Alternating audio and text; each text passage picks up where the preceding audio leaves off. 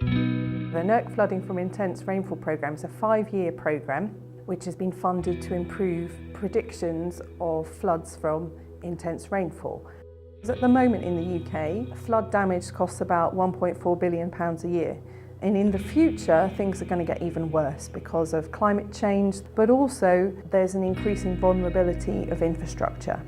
Flooding from intense rainfall is really difficult to predict. It happens really quickly and it affects small spatial areas. So we have to use some really quite difficult techniques to try and capture that. We've got some different people working together who haven't come together before.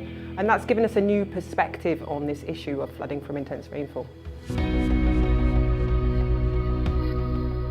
I've been thinking about how can we better characterise the susceptibility of catchments to flooding by using historical information. And we've been using data from both gauge observations and also from a chronology of historical events that we've produced using newspaper archives. So my part of the FFIR programme was to improve the rainfall estimates that come out of weather radars in heavy rain. So I've developed algorithms that predict how much total rain is falling over our UK grid, and that then gets used for forecasting where the floods can happen. So my work in the project is bringing together the observations from the radar, looking at the rainfall that's coming down, with our computer model that's running on the supercomputer, bringing those together to give a better forecast of rainfall. My involvement in the project was in a component called scaling up to larger catchment, and we looked at basically modelling flows of water over catchment to national scales. The new data set we developed was the first ever sub-daily gridded rainfall product for the UK, and then the model frameworks we developed to enable us to model flood flows across the entire UK. I developed a serious model to look into the flood propagation in urban area, not only on the surface but also in the sewer network. The flood action team was put together in order to better understand flood processes for our colleagues that do hydraulic modelling, for example, to allow them to have better data sets to do their job of modelling and routing the flow through the channels. We've been responsible for going out collecting information. We've been trying to develop new techniques to enable us to capture this time-limited information.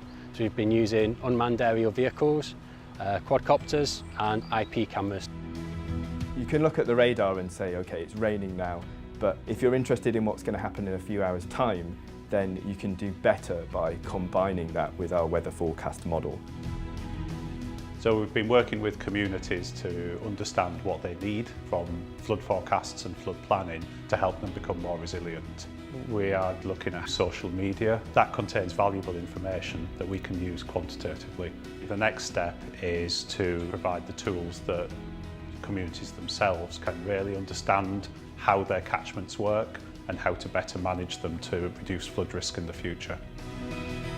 So we've created the VR game Flash Flood, which is built using data collected from a real river before and after a flood, and we basically put people in a river as it floods through virtual reality, to really showing sort of how quickly these sort of events can form and also how the flooding can really dramatically change rivers.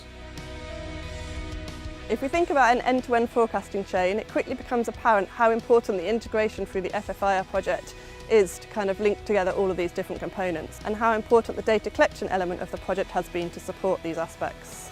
One of the most exciting things about our programme is we've seen our research come through into operational practice. So we've seen the research being used by the Met Office and the Environment Agency in their predictions. Ultimately, this will mean an improvement for communities on the ground, be that improved understanding of their risk or being able to improve the warning that we could give to specific areas as to when that flooding would happen. And that's our ultimate goal, to be able to protect people and property, and this is furthering our knowledge to be able to do that.